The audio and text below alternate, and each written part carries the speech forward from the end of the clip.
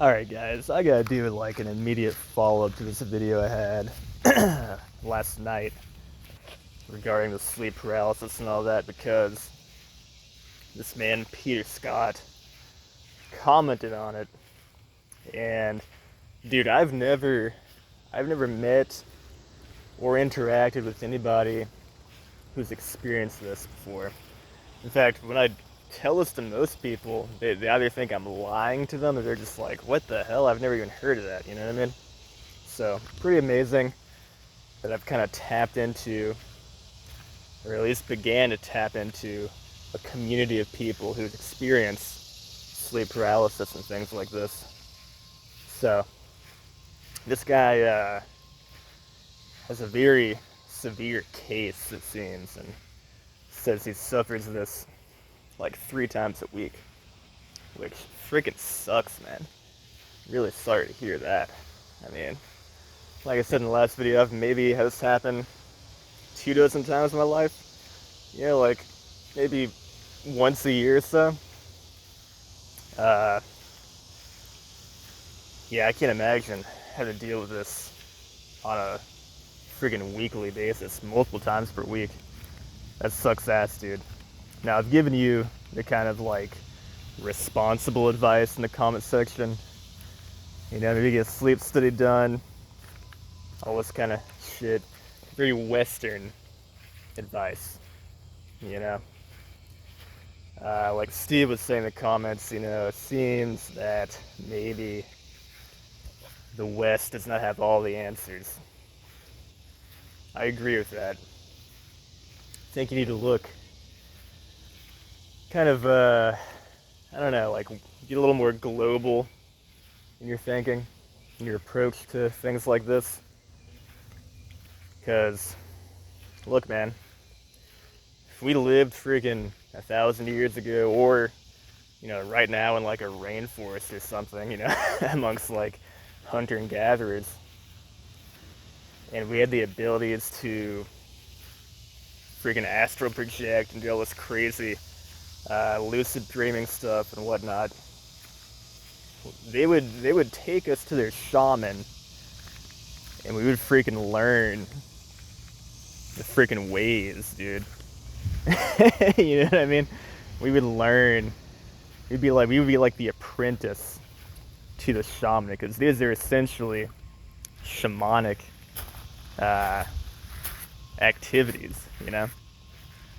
Like, this is a very special thing, and back then, in these tribes, like, they did not see this as a negative thing like we do now. You know, they wouldn't treat it with drugs or whatever and try to prevent these things from happening. They would embrace it, treat it as a gift, and have us learn how to use this gift to our advantage and to the advantage of the tribe, right? So maybe think about it like that, man. Now, I watch I watch a lot of anime, read a lot of comics, manga. I think that's one reason why I approach these things so like positively, you know? Because if I watch, let's say, I don't know, Professor X battle the freaking Shadow King in the astral realm, or like Doctor Strange fighting like Dormammu, or freaking, I don't know, more recent, just like the Mob Psycho anime, the Psychic Kid fighting all the spirits, you know what I mean? I get inspired by that, and that kind of stuff seems to, this like heroic kind of stuff kind of seeps into my dream world, you know what I mean? To the point where I will fashion these like shamanic weapons based off of things I've seen in like media. I've even had dreams where, like, you know, I'm in a nightmare, but I'm becoming lucid, and I become the hero in this nightmare, and I freaking, yeah, I might start freaking shooting lasers out of my hands like freaking Dragon Ball Z or something. Flying around, you know what I mean? the thing is, man, it's all in your head, right? All these things are happening in your own mind, in your freaking brain. If you consider that, man, you should have some power over your own mind. It might take some training, might take some meditating, might take time. But if you consider that, if you really believe that, and again, maybe, I don't know what you're into. Maybe you need to read some fantasy novels before bed. Maybe you need to, be like me, watch some freaking anime or something you can do, especially right before you go to sleep.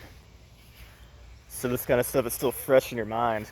It might leak over into your dream world. This probably sounds like some crazy woo-woo bullshit, but this is literally what's helped me in the past, like ever since I was a kid. And even now into adult. I'm freaking 34 now. Well, about to be. In like a week. So, I still use this kind of thing. So consider this, man. Consider you're not a victim here. You're the hero. You're the hero in your own freaking story, in your own freaking mind. And you're gonna get into that freaking dream realm. And you're gonna be a freaking shaman. And you're gonna do whatever the hell you want there, because it's all about the power of the mind. And it's all in your mind. This is your world. All these little fucking paralysis demons, whatever, they're just living in it. Okay? So you gotta freaking, I don't know, train yourself over time. Maybe you have to absorb some kind of media before going to sleep. Maybe you need to meditate, read a novel, watch a cartoon, I don't know, whatever. Maybe imagine these things before you sleep or even during the day. And just kind of get it into your head that you are the hero, dude. You are a shaman. And if that sleep paralysis demon or whatever is going on comes after you, man. For me, the other day, I latched onto like religion. And I was like, oh, this thing's a demon, so what's the nemesis of demons? God, right? You know what I mean? So I use that as a shamanic weapon, essentially. Now, it's really hard. Like I said, that was the first time I've really, defeated, in quotes, that like paralysis demon. But I've had night terrors. I've had plenty of nightmares, which are similar, just the sleep paralysis is a little more powerful and frightening. And I can always turn them around, dude. I can always turn those nightmares into like heroic dreams. I remember as a kid, I would have recurring dreams being chased by monsters and stuff. But then I would remember, I would become lucid and be like, oh yeah, that's right, I'm the badass. And I would freaking turn around that thing. And maybe I was watching kung fu movies at the time and just start like kicking its ass, kicks and punches and stuff. Maybe I was watching Dragon Ball Z and just turn around and freaking shoot a freaking Kamehameha wave at him, do whatever you gotta do. The imagination is unlimited. So tap into that freaking imagination, dude. That's my advice for you. I've already given you the kind of Western advice.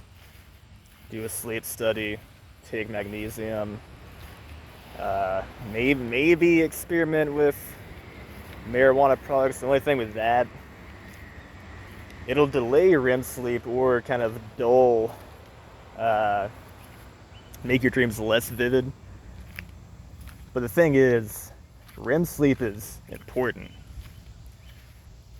You know, if you're really, really suffering, maybe look into it. But I don't know. I don't think it's healthy personally to be using that stuff because, again, REM sleep is super freaking important for health, especially mental health and memory, stuff like this.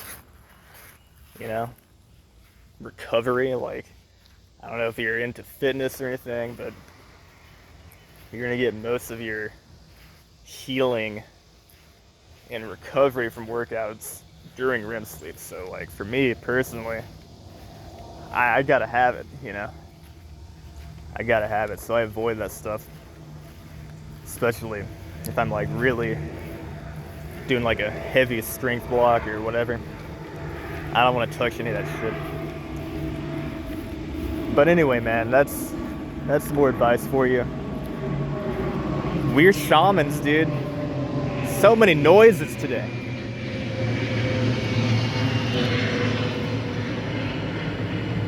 Well, missed the plan. But anyway, so many distractions. We're shamans, dude. You know? We're a rare breed. And unfortunately, in today's society, like, this kind of shit is unheard of. But again, if we were friggin' hunter-gatherers 1,000 years ago, we would be trained since a child on this shit. And we'd become like a freaking village elder. You know what I mean?